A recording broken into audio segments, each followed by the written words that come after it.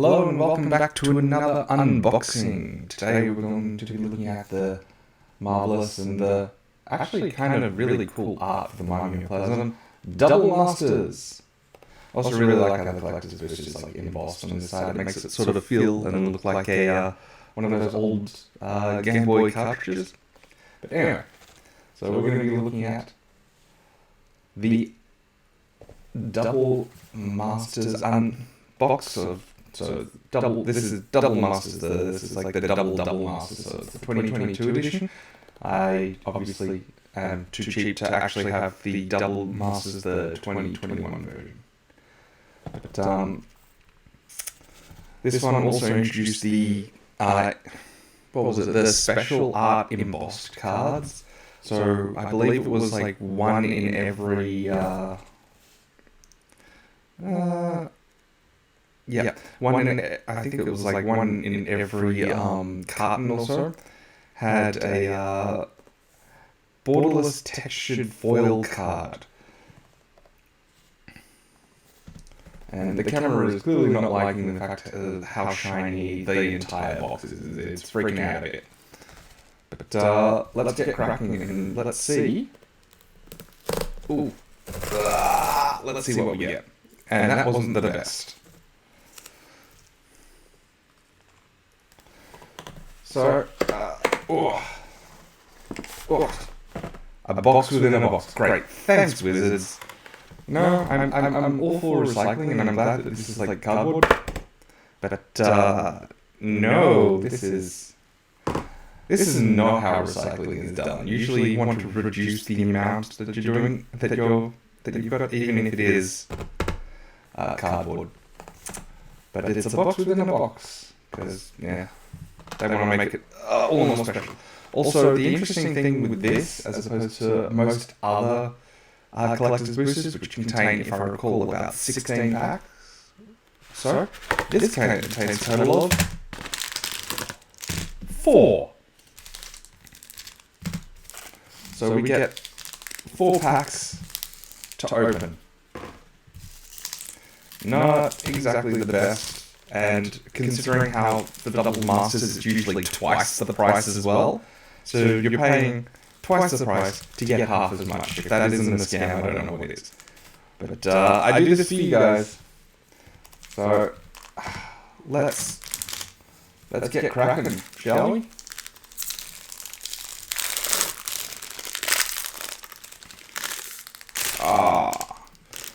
Now, like most other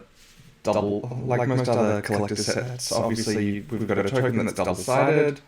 I also really don't like how they gave us the crappy spirit token.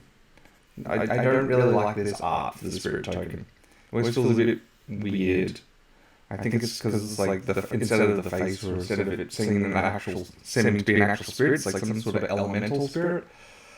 And it's also one of the only spirits without flying, so sort of feels a bit. But let's get going. So we have Momentary Blink, Might of Old Crosser, which was great in a few decks, and is a decent modern card. Relief Captain, Kasai, Pride Mage, Unearth, Alright. Uncommons, we have a Sprouting Thrax, which spits out saplings. It's in Jund, but Lightning Bolt, always a good answer to most things. Full Art Seeker of the Way, which would be good, except for it's a common, so. Ooh, Azorius Chancery. Because naturally we need a reprint of the bounce lands. Is that Boilerworks? That hurts. Really? They're giving us... that hurts. Blood Artist. Ooh. Nice art for Blood Artist. I kind of like it. It's good. Plus, I love Aristocrats decks. I really shouldn't like them as much as I do, but Alright, now we have our first rare. Dorian the Siege Tower. I got really nothing to say about Dorian. Actually, if I was to say anything about Dorian, aside from being a half decent commander, I would probably pick him as like one of the starting commanders. Like, if you're like, I don't want to buy a precon because I want to sort of build my own deck so I understand how it functions, and I've always built my own decks because that's how it gets me. I don't want to have to learn a deck. I want to build one from scratch. I usually feel that like Arcadius or Dorian are like excellent starting commanders because you just put a whole bunch of defenders and things like that, so you can turtle and you can work out what to do rather than something complicated like with some of the new commanders. Oh, we have a full art Muldrotha the Gravetide. Excellent CEDH commander. I have a lot of fun with her. She's great. And then we have Baby, Child of Alara. Used to be one of the only 5-color commanders that you could play. It was always funny, and it was around the rule where it's like when it dies, so that means that commanders circumvented the dying rule because it was sort of like instead of going to the graveyard, they went straight to the command zone. But now, due to the rules change and a few other things, now they hit the graveyard and then you can choose whether or not to keep them. Whether or not to keep them in the graveyard, or whether or not to send them to the command zone. And the full art foil we have is Supreme Verdict. This spell can't be countered and destroy all creatures. This is an excellent removal card. Because it can't be countered, so like screw you and destroy all creatures. Usually the only way around destroy all creatures is indestructible, but yeah. So that's pack 1. Not a bad pack. But we'll see how the rest of them goes. What we're looking for is essentially Imperial Seal, but there are a few other nice cards that I wouldn't mind getting in here. So we'll go through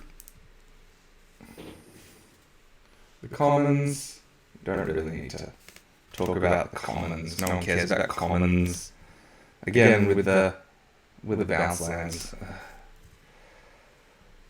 Nephalia's Smuggler.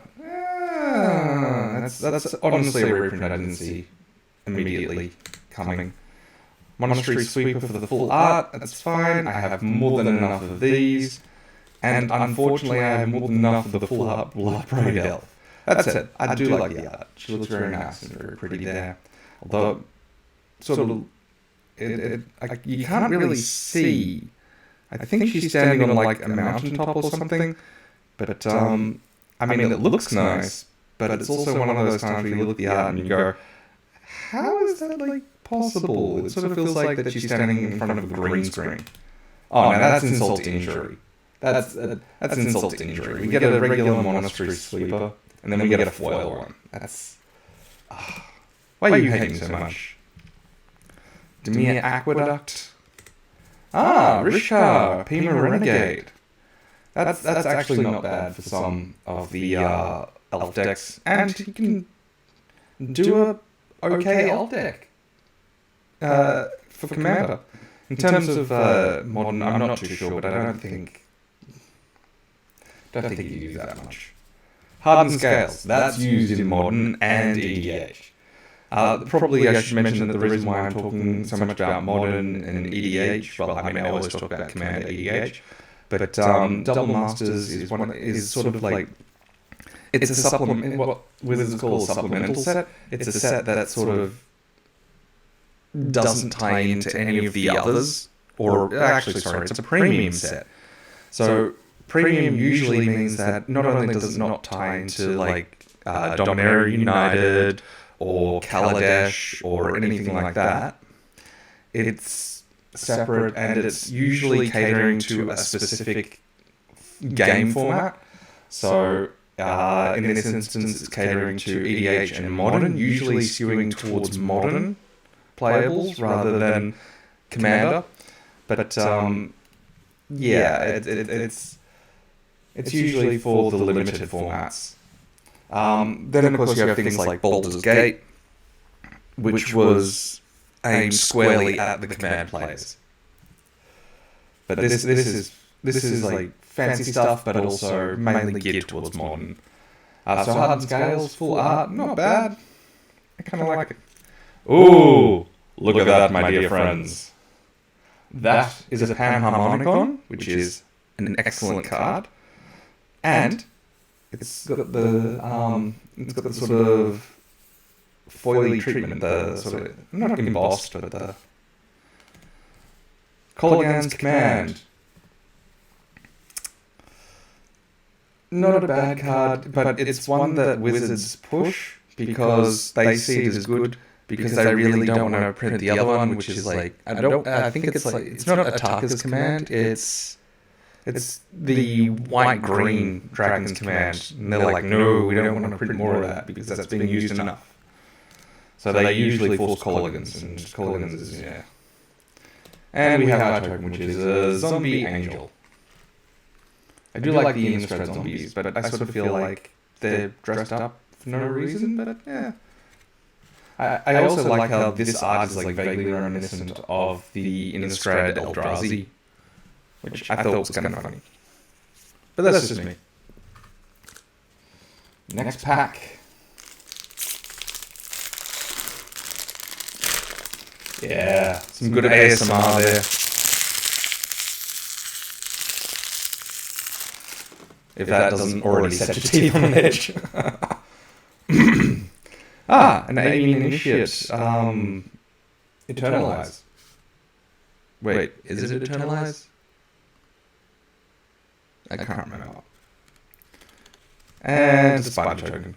Because we all need more Spider Tokens when we don't have any Spider Lords. Or any goods. Well, Ishkanar is always a good Spider Commander, but sort of feels like it needs to be in in black, green, red, I think. Like Thanatos was good, but I think it was lacking. I can't remember. I honestly can't remember what the issue with Thanatos was. Other than it just didn't live up. Like Ishkanar, like they were like, you guys want to build tribal spiders. Well, here's Thanatos, the War Weaver. It's like, thanks. This doesn't work as well as you think it works. And I get that you were trying to appeal to people who want spider tribal and those who don't but think that it might be a good commander. Well, we're sorry, but no. And then they're like, well, we've got a legendary spider slot, we might as well make Ishkanar, and people are like, this is a better spider commander. I mean, it's not the best, but it's pretty good. The only problem with Ishkanar is like it's when it enters the battlefield, whereas you want to constantly be pumping out spiders. Cerulean Memoir. It's an okay card. I'm not too sure why it's reprinted. I mean, it was reprinted in one of the other sets recently. I think it was in Commander Legends, but it's fine. It rears its head as a reprint every so often. Bounce Land. Full Art Unearth. That is some okay art. Mentor of the Meek. I remember when everyone was running Mentor of the Meek. Now it's an uncommon. Now it's okay. Coiling Oracle. I have enough of you. Eternal Witness. Eternal Witless. Eternal Witness. Yeah, I can never have enough of you. You're decent in most green decks. Just for the privileged position, where I sit. So privileged permission, other permanents you control have hexproof. and then you pair it with one of the other